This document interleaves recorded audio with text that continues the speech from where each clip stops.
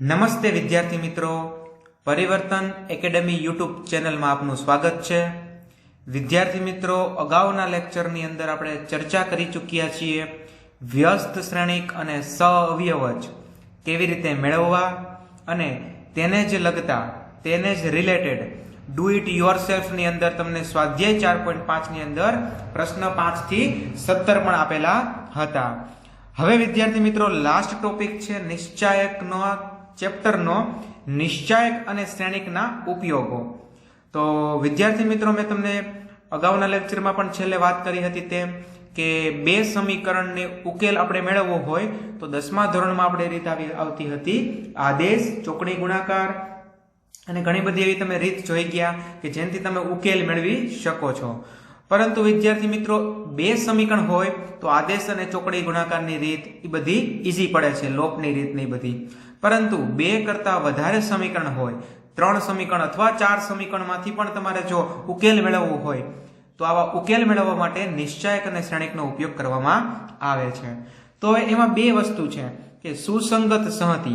તો ક્યારેક એવું પણ બને ઉકેલ નથી મળતા. તમને ખબર છે 10મા ધોરણમાં પણ તમે શીખી ગયા કે x અને y ઉડી જતા હોય. ધારો કે સમાંતર રેખાઓ હોય તો બે છેદતી ન હોય તો આપણને xy નથી મળતા. બે સંપાત થયેલી હોય તો અનંત ઉકેલ મળે છે. આવું આપણે બધા શીખી ગયા છીએ. તો આની અંદર પણ એવું થાય છે કે ઘણી વખત તમને ઉકેલ ન પણ મળે. તો ક્યારેક ઉકેલ ન મળે અને ક્યારેક મળે તો આપણે એ જોવાનું છે. તો કે જ્યારે સુસંગત સંહતિ હશે, સંહતિ એટલે સમીકરણ, તો જે સમીકરણો સુસંગત હશે એનો ઉકેલ મળશે અને જે સમીકરણ અસંગત હશે એટલે કે અસંગત સંહતિ હશે એના ઉકેલ મળશે નહીં, અથવા તો અનંત પણ મળી શકે છે. તો જો સુસંગત સંહતિ કોને કહેવાય? તો કે જો સુરેખ સમીકરણની સંહતિના એક અથવા એકથી વધારે ઉકેલનું અસ્તિત્વ હોય તો તેને આપણે સંહતિ સુસંગત કહેવાય. એટલે સુસંગત સંહતિ કોને કહેવાય? જ્યાં x y z મતલબ ઉકેલ શક્ય હોય, જ્યાં ઉકેલ મળતો હોય. તો ઉકેલ મળતો હોય તેને આપણે સુસંગત સંહતિ કહીશું. તો વિદ્યાર્થી મિત્રો, એ પણ ધ્યાન રાખી લો કે સુસંગત સંહતિ આપણે ચેક કરવી હોય તો શું કરશું? તો તમારે ફક્ત નિશ્ચાયક ચેક કરી લેવાનો છે. શું કરવાનો છે? નિશ્ચાયક. જો નિશ્ચાયક is equal to not equal to નિશ્ચાયક જો તમને નોટ ઇક્વલ ટુ 0 મળશે તો જ તમને ખબર છે આપણે એને કહીએ છીએ સામાન્ય શ્રેણિક. તો સામાન્ય શ્રેણિક બનતો હશે તો સામાન્ય શ્રેણિક હશે તો જ શક્ય છે A ઇન્વર્સ, અને જો A ઇન્વર્સ શક્ય હોય તો જ ઉકેલ આમાં મળે છે, કારણ કે આમાં પણ A ઇન્વર્સની જરૂર પડે છે. તો આ ફરી વખત હું કહું છું કે સુસંગત સંહતિ છે કે નહીં ચકાસવા માટે તમારે શું ચેક કરવાનું છે? નિશ્ચાયક એ ચેક કરી લ્યો. નિશ્ચાયક એનો જવાબ નોટ ઇક્વલ ટુ 0 છે તો તે સંહતિ એટલે કે તે સમીકરણ સુરેખ સમીકરણો સુસંગત છે. અને અસંગત સંહતિ કોને કહેવાય? તો કે જે સમીકરણોની સંહતિના ઉકેલનું અસ્તિત્વ ન હોય, મતલબ ઉકેલ શક્ય ન હોય તો તેવી સંહતિને સુસંગત નથી અથવા તો અસંગત કહેવાય. તો આપણે એમાં શું કરશું? નિશ્ચાયક તો ચેક કરવાના જ હતા, એમાં આપણને 0 મળતો હશે એટલે કે આ હશે અસામાન્ય શ્રેણિક. તો અસામાન્ય શ્રેણિકમાં તમને ખ્યાલ છે કે અસામાન્ય શ્રેણિકમાં A ઇન્વર્સ મળતો નથી, અને A ઇન્વર્સ મળે નહીં એટલે આમાં ઉકેલ ન મળે. ઉકેલ ન મળે એટલે અસંગત સંહતિ છે. તો અહીંયા સુધી બધાને ખ્યાલ આવી ગયો કેવી રીતે સુસંગત અને અસંગત સંહતિ ચેક કરવાનું? તો કે નિશ્ચાયક એ ચેક કરી લેવાનો, એના પરથી આપણને ખ્યાલ આવી જાય છે. તો વિદ્યાર્થી મિત્રો, આ મેથડનો ઉપયોગ કરીને જો સંહતિ સુસંગત હોય તો ઉકેલ કેવી રીતે મેળવવો તો એના વિશે આપણે ચર્ચા કરીએ. એ આપણે રીત નંબર 9 આગળ પહોંચ્યા હતા. રીત નંબર 9 ની અંદર આપણે એવું લખેલું છે હેડિંગમાં કે શ્રેણિકના વ્યસ્ત શ્રેણિકના ઉપયોગથી જો, એટલે શ્રેણિકનો વ્યસ્તનો ઉપયોગ તો આપણે કરવાનો જ છે આની અંદર. એટલે જ આપણે A ઇન્વર્સનો મેં લખ્યું હતું કે A ઇન્વર્સનો ઉપયોગ કરીને આપણે ઉકેલ મેળવશું. અને A ઇન્વર્સ ક્યારે મળે છે? નિશ્ચાયક. આપણે માનાંક નથી કહેવાનો, એને દેખાય છે માનાંક જેવું, પણ નિશ્ચાયક એ આપણને નોટ ઇક્વલ ટુ 0 મળશે તો આપણને વ્યસ્ત શ્રેણિક મળશે, અને વ્યસ્ત શ્રેણિક મળશે તો આપણે સુરેખ સમીકરણનો સંહતિનો ઉકેલ મેળવી શકશું.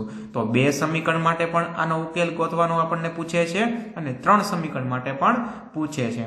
તો 3 સમીકરણ માટે કેમ લખવું એ શીખવાડું છું.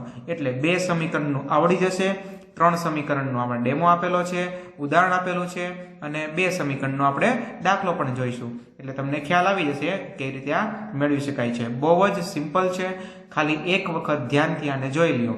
જો 3 સમીકરણ આવી રીતે તમને આપેલા હોય, x y z પહેલું સમીકરણ, x y z વાળું બીજું સમીકરણ અને x y z વાળું ત્રીજું સમીકરણ. અચળ પદ હંમેશા બરાબરની આ સાઈડ રાખવાના છે. જો આ વસ્તુ નોટ ડાઉન કરી લેજો. ઇઝ ઇક્વલ ટુ 0 હોય, અચળ પદ આ બાજુ આપ્યું હોય તો તમારે અચળ પદને ક્યાં લઈ લેવાનું છે? જમણી બાજુ લઈ લેવાનું છે. એટલે અચળ પદ હંમેશા જમણી બાજુ હોવું જોઈએ અને x y z હંમેશા ડાબી બાજુ હોવા જોઈએ. જો આ રીતે હશે તો આપણી પાસે એક ઇક્વેશન છે. આ ઇક્વેશન પ્રમાણે તમારે લખવાનું છે ax બરાબર b. કેપિટલ x કરેલો છે, જો અહીં કેપિટલ x કરવામાં આવશે એટલે ax બરાબર b. ત્યાંથી આપણો દાખલો સ્ટાર્ટ થશે. હવે a એટલે કોણ? તો આ બધા જે x ના સહગુણક છે તે, y ના સહગુણક છે તે અને z ના સહગુણક છે તે નિશાની સહિત, ફરી વખત બોલું છું, નિશાની સહિત લેવામાં આવે છે. એ આપણો a શ્રેણિક બનશે. તો મેં લખેલો છે, જો અહીં a શ્રેણિક a1 b1 c1, a2 b2 c2, a3 b3 c3. તો આ એ બની ગયો. આ x એટલે ચલ. કેટલા ચલ છે? તો કે x y z. એટલે 2 સમીકરણ હશે તો 3 હશે. સોરી, 2 સમીકરણ હોય તો 2 ચલ હશે અને 3 સમીકરણ હોય તો 3 ચલ હશે. તો અત્યારે 3 સમીકરણ છે એટલે x y ને z. એટલે અહીંયા small x small y small z આ લખવાનો છે કેપિટલ x. અને કેપિટલ b એટલે કોણ? ઇઝ ઇક્વલ ટુ બરાબરની આ સાઈડ છે. તો બરાબરની આ સાઈડ અચળ પદ હતા તો અચળ પદને આપણે b કહેવાનો છે. તો આ લખતા તો બધાને આવડશે. હવે આ જ સમીકરણને તમે આમ લખીએ, આપણે આ ગોતવાનું છે ને, કેપિટલ x ગોતવાનો છે, x y z. તો આને કરતા બનાવવા પડે એટલે a ક્યાં જાય? નીચે નથી લઈ જવાનો, કારણ કે શ્રેણિકોમાં ભાગાકાર શક્ય નથી. એટલે હકીકતમાં જાય આ બાજુ એટલે થાય શું? ઇન્વર્સ. એટલે a ઇન્વર્સ ઇન્ટુ b મેળવવાનું છે. એટલે આના ઉપરથી જ આ આવ્યું છે. આ આપણું મેઇન સૂત્ર છે. આના ઉપરથી આપણને a ઇન્વર્સ ગોતી લ્યો. b તો આપણી પાસે પડેલો છે. a ઇન્વર્સ ગોતતા તો આપણે આગલી રીતમાં શીખી ગયા. જો a ઇન્વર્સ આવડશે તો આ મેથડ આવડે છે તેમ સમજવાનું છે. તો આ રીતે આપણે લખી શકાય ax બરાબર b. લખી નાખ્યું. a ની કિંમત, x ની કિંમત અને b ની કિંમત. રેડી? હવે બીજી રીતે પણ આ લોકો ચેક કરીને તમને કહે છે, જો કે adj ઇન્ટુ b. એટલે અહીંયા બાજુમાં કોનો ગુણાકાર આવવાનો છે? a ઇન્વર્સ b માં, a ઇન્વર્સમાં adj આવવાનો છે અને b નો ગુણાકાર. જો adj અને b નો ગુણાકાર નોટ ઇક્વલ ટુ 0 હોય, એટલે કે 0 એટલે કે o એટલે આવો છે, o એટલે શૂન્ય શ્રેણિક છે. એટલે શૂન્ય શ્રેણિક તો ઉકેલનું અસ્તિત્વ નથી અને સહતી સુસંગત નથી એવું કહે છે. જો અહીંયા એટલે તમારે આ પણ ચેક કરવાનું. જો આ નોટ ઇક્વલ ટુ 0 થવું જોઈએ. શું થવું જોઈએ? આ બેનો ગુણાકાર નોટ ઇક્વલ ટુ 0 થાય, બરાબર, તો સુસંગત સહતી નથી. બરાબર? એટલે આમાં ઘણાને કન્ફ્યુઝન થાય છે છોકરાઓને, કે આપણે તો ઓલા પણ એમ કીધું કે નિશ્ચાયક એ નોટ ઇક્વલ ટુ, એટલે નિશ્ચાયક એ નોટ ઇક્વલ ટુ 0 હોય તો સુસંગત છે. તમે ત્યાંથી જ નક્કી કરી શકશો. અહીંયા સુધી પહોંચવાની જરૂર નથી. પરંતુ આ એક બીજી પણ મેથડ છે ચેક કરવાની. તો તમે ઇક્વલ ટુ 0 આવશે ને, આ બેનો ગુણાકાર ઇક્વલ ટુ 0, તો જ સુસંગત છે. એટલે ઊંધી રીતે સમજાયું છે. બરાબર? અને જો ઇક્વલ ટુ 0 હોય તો સહતી ને અનંત સંખ્યાના ઉકેલ છે. જોયું? એટલે ઇક્વલ ટુ આ બેનો ડોટ ગુણાકાર જો શૂન્ય આવે તો સહતી સુસંગત છે, નોટ ઇક્વલ ટુ આ સુસંગત નથી. તો આ રીતે પણ તમે ચેક કરી શકો છો. પણ આ રીતે ઘણાને સમજાતું નથી. આ ટોપિકમાં આ નોંધ છે, મોસ્ટ ઇમ્પોર્ટન્ટ છે, નો ડાઉટ. પણ ખબર ન પડતી હોય આ રીતે તો તમે નિશ્ચાયક એની મદદથી તમે તરત ચેક કરી શકો છો. નિશ્ચાયક એ મેળવી લ્યો. જો જવાબ 0 આવે તો ઉકેલ શક્ય નથી, નોટ ઇક્વલ ટુ 0 આવે તો ઉકેલ મળે છે, તો સુસંગત છે. એ રીતે આપણે ઇઝીલી ચેક કરી શકીએ છીએ. પરંતુ આ રીતે પણ ચેક થાય છે. બરાબર? જો ઇક્વલ ટુ 0 આવે તો અનંત સંખ્યાના ઉકેલ છે. એટલે યાદ તો રાખવાનું છે, કારણ કે જી નીટ માટે પણ આ ટોપિક ઇમ્પોર્ટન્ટ છે. જે adj ઇન્ટુ b આપણે લાસ્ટમાં કરવાના છીએ, એ નોટ ઇક્વલ ટુ 0 આવે તો સહતી સુસંગત નથી, એટલે એનું અસ્તિત્વ ઉકેલનું ન પણ બને. બરાબર? અને જો adj into b is equal to 0 હોય તો સહતીને અનંત સંખ્યાના ઉકેલ મળે, અથવા એમ કહી શકાય ઉકેલ નથી. તદનુસાર સહતી સુસંગત છે એવું પણ લખી શકાય. બરાબર? સુસંગત છે એટલે 0 આવે તો સુસંગત છે. અને ક્યારેક એવું પણ બને, જો સુસંગત નથી, એટલે આમાં થોડુંક કન્ફ્યુઝન વાળું છે કે આમાં સુસંગત નથી, સુસંગત છે, એ કઈ રીતે લખે છે. એટલે adj ઇન્ટુ b તમે કરીને પ્રેક્ટિકલ જોશો દાખલામાં તો જ ખબર પડશે. એમને આ ટોપિક તમે વાંચો તો તમને ખબર નહીં પડે. કન્ફ્યુઝન વાળો ટોપિક છે. નોટ ઇક્વલ ટુ 0 સુસંગત નથી, ઇક્વલ ટુ 0 સુસંગત નથી, અથવા કરીને લખ્યું છે, એટલે આમાં કન્ફ્યુઝન થશે. પણ આ ટોપિક એટલે એમ કહેવા માંગે છે કે adj into b not equal to 0 હોય તો તમને જો સુસંગત નથી થવાનું સમીકરણ, એટલે ઉકેલનું અસ્તિત્વ નહીં બને. અને જો આ બેનો ગુણાકાર 0 હોય તો અનંત ઉકેલ પણ મળે, ઉકેલ ન પણ મળે, 0 0 હોય તો ન પણ મળે, એટલે સુસંગત ન પણ થાય. એટલે તો તમે પ્રેક્ટિકલી દાખલામાં જોશો તો જ આઈડિયા આવવાનો છે. એટલે ઇમ્પોર્ટન્ટ છે નો ડાઉટ, પણ તમે સુસંગત છે કે નથી એ ચેક કરવા માટે તો આપણે સિમ્પલ છે નિશ્ચાયક એ મેળવી લેવાનું છે. એટલે આ બે ટોપિકમાં તમને ન સમજાય તો બહુ ડિટેલમાં જવાની જરૂર નથી. ચલો હવે આપણે થિયરીની તો વાત કરી લીધી, એક દાખલો જોઈએ તો વધારે ખબર પડે કે ભાઈ બે સમીકરણ આપેલા છે, ઉકેલ કેમ મેળવો? તો તમે લોપની રીત કરી નાખશો, સિમ્પલ છે. લોપની રીતે ફટાફટ જવાબ x અને y આવી જાય છે. પરંતુ આ ચેપ્ટરની અંદર નિશ્ચાયક અને શ્રેણિકના ઉપયોગ કરીને મેળવવાનું હોવાથી આપણે ax b નો સૂત્રનો ઉપયોગ કરીએ છીએ. આમાં x અને y ના સહગુણક 2 3, તો 2 3 એટલે પહેલા x વાળા પછી y વાળા 5 2. કેપિટલ X કોણ છે? બે ચલ છે x અને y. b સામે જ આપેલું છે બરાબરની જમણી સાઈડ, તો બરાબરની જમણી સાઈડ 1 અને 7. હવે આપણે આ ઇક્વેશનનો યુઝ કરીએ છીએ a inverse into b. Inverse મેળવતા બધાને આવડે છે. ઇન્વર્સ મેળવતા પહેલા કોને મેળવવો પડશે? નિશ્ચાયક એ મેળવવો પડશે. હકીકતમાં આ વસ્તુ લખતા પહેલા તો નિશ્ચાયક એ જ મેળવી લેવાનો. આનો નિશ્ચાયક એ તમને જો નોટ ઇક્વલ ટુ 0 હોય તો જ સમીકરણ સુસંગત છે અને તો જ ઉકેલ મળવાનો છે. એટલે નોટ ઇક્વલ ટુ છે, સામાન્ય શ્રેણિક છે, તેથી સૌથી અનન્ય ઉકેલ છે. અનન્ય ઉકેલ તો જ મળશે, બરાબર? એટલે અનન્ય એટલે એક જ, x ને અને y ને એક એક કિંમત મળશે. હવે આ મળી ગયું, પછી a ઇન્વર્સ આપણે આમાં જરૂર પડે છે એટલે a ઇન્વર્સ ગોતી લીધું. 1 નિશ્ચાયક ઇન્ટુ એડીજે. આનું 2 × 2 નું એડીજે તો બહુ સિમ્પલ છે. આ બેની અદલા બદલી, આ બેની સાઇન ચેન્જ જોઈ લો. એડીજે તો તૈયાર થઈ ગયો આપણી પાસે. નિશ્ચાયક છે, સોરી શ્રેણિક છે એટલે આને શ્રેણિકમાં લખવાનો છે. રેડી? એડીજે શું છે? શ્રેણિક છે એટલે શ્રેણિકમાં લખેલો છે. બસ આ આખી કિંમત ઉપાડીને a ઇન્વર્સની જગ્યાએ મૂકી છે, ઇન્ટુ b ની કિંમત મૂકી 1 7. હવે આનું આડું અને આનું ઊભું ગુણાકાર કરવાનો છે. આપણને જવાબ મળે છે 33 માઇનસમાં અને 11. મોસ્ટલી આની અંદર કિંમત એવી જ આવશે કે આપણને જે નિશ્ચાયક મળેલો હશે ને એના વડે ભાગી શકાય. મોસ્ટલી એવું બનશે, બરાબર? વધારે પડતા દાખલા એવા છે કે અહીંયા 33 ભાગ્યા 11 કરો એટલે છેદ ઉડી જ જતા હશે, એટલે પોઈન્ટમાં લગભગ આન્સર આવશે નહીં. કોક એવો દાખલો હોઈ શકે કે અંશ અને છેદમાં અપૂર્ણાંકમાં આવી શકે, બરાબર? તો અહીંયા 33 ભાગ્યા -11 કરો એટલે માઇનસ માઇનસ પ્લસ, 33 ભાગ્યા 11 એટલે 3, માઇનસ વત્તે વચ્ચે ઓછા, 11 ભાગ્યા 11 એટલે 1, એટલે 11 આને ભાગી નાખવાના બંને, એટલે x બરાબર 3, y બરાબર -1. તો મારા ખ્યાલથી આ દાખલામાં તમને બહુ સિમ્પલ દાખલો છે એટલે ખબર પડી ગઈ છે.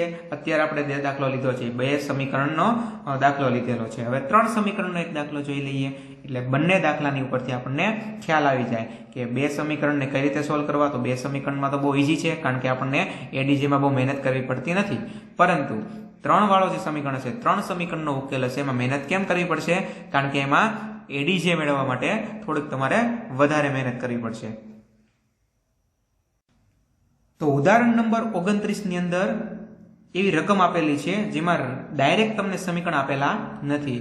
તો મારા ખ્યાલથી મને એવું લાગ્યું કે આ દાખલો ઘણીવાર ડિફિકલ્ટી લાગે છે ઘણાને, એટલે આ દાખલો સમજાવવાથી તમને સ્વાધ્યાયનો પણ દાખલો આ પ્રકારનો સમજાઈ જશે.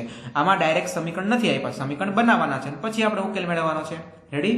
તો જો કેવી રીતે સમીકરણ બનાવશું. આમાં આપણને આપ્યું છે 3 સંખ્યાનો સરવાળો 6 છે. તો એ 3 સંખ્યા ધારી લ્યો, પ્રથમ, બીજી અને ત્રીજી. એ પહેલી સંખ્યા x, બીજી સંખ્યા y, ત્રીજી સંખ્યા z. એટલે આના પરથી આપણને શું ખબર પડી ગઈ? 3 નો સરવાળો x + y + z બરાબર 6. એક વસ્તુ તો આપણને આપી દીધી છે. હવે વાંચો શું કીધું છે? ત્રીજી સંખ્યાને 3 વડે ગુણતા, એટલે z ને કેટલા વડે ગુણ્યા? 3 વડે. ત્રીજી સંખ્યા એટલે z. તેમાં બીજી સંખ્યા ઉમેર્યા, એટલે બીજી સંખ્યા એટલે y ઉમેરી દીધી. એનો સરવાળો કેટલો મળે છે? 11, એટલે બરાબર 11. એટલે બીજું સમીકરણ પણ રેડી થઈ ગયું. ત્રીજું, પ્રથમ અને ત્રીજી સંખ્યાનો સરવાળો. પ્રથમ અને ત્રીજી સંખ્યાનો સરવાળો આપણને બીજી સંખ્યાના બમણા, એટલે આ બીજી સંખ્યાના બમણા. રેડી? એ પણ મળી ગયું, એના બરાબર છે. હવે 2y તો આ બાજુ ટકે નહીં, કારણ કે મેં તમને કીધું છે xyz વાળું ક્યાં હોવું જોઈએ?